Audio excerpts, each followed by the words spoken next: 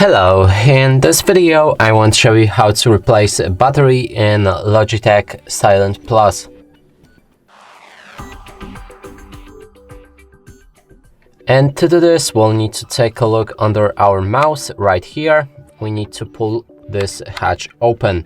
So pull it downwards just like that, and inside you will find the battery slot, and it will require one AA battery. So simply now push on to the battery like that, and it should release it. Now we can pull it out.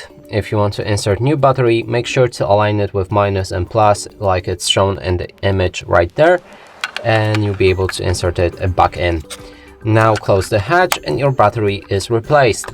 And that's it for this video. Hope you like it. Please consider subscribing to our channel, leave a like and a comment below.